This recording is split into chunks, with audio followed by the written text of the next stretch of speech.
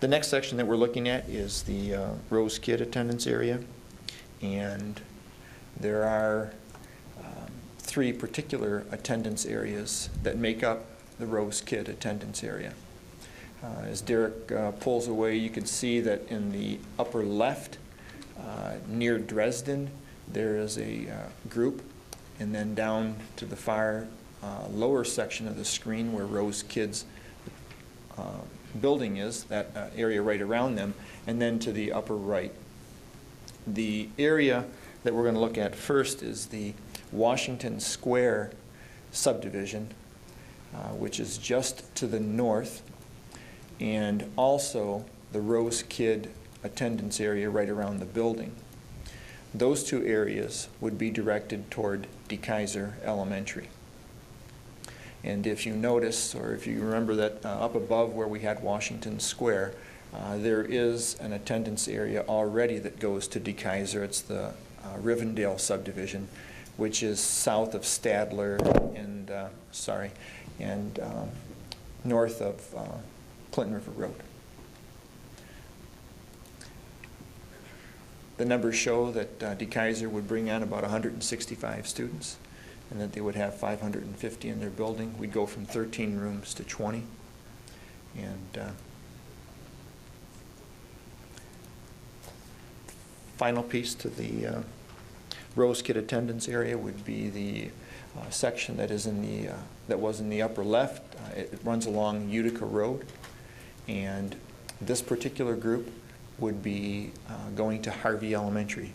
Harvey had approximately 8 or 9 classrooms available to them, and this is a pretty large group of students, and the only building that could accept that number of students was Harvey Elementary.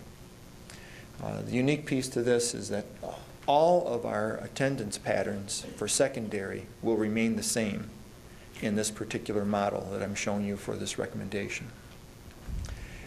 This particular group is the only one that would be directed to another elementary, which is outside of their regular secondary attendance pattern. Harvey typically goes, that section that we're moving the students into, that particular section goes to Bemis and then Ford. We're allowing that group to continue on their secondary pattern, which is Davis and then Stevenson.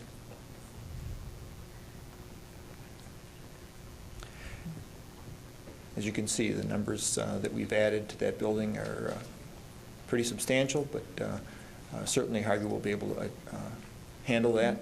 Again, they are going from 13 classrooms required to 20 for this recommendation.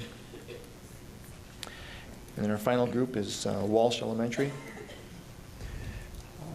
Walsh has 2 distinct attendance areas as far as where the students come from.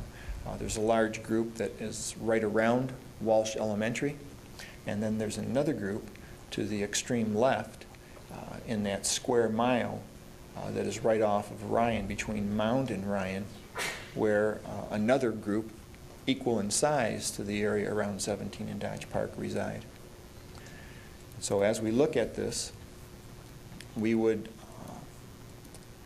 the recommendation would be to take the area west of M53 and place it at Shouchard Elementary.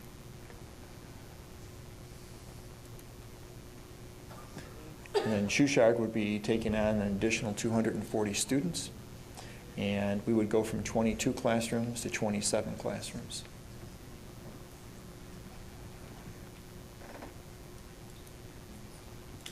And then the area right around 17 in Dodge Park, we have approximately 200 students that would be reassigned to the Plumbrook Elementary.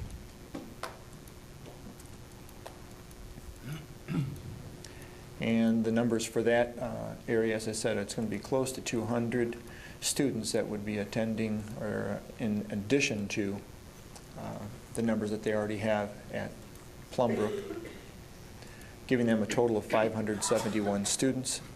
They'd go from 14 classrooms to 20 classrooms.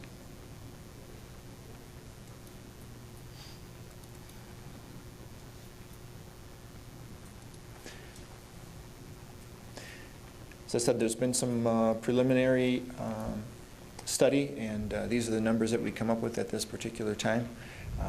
Again, it's a snapshot in time, if you will. We would anticipate that these numbers are going to be relatively close to what we're looking at for next year.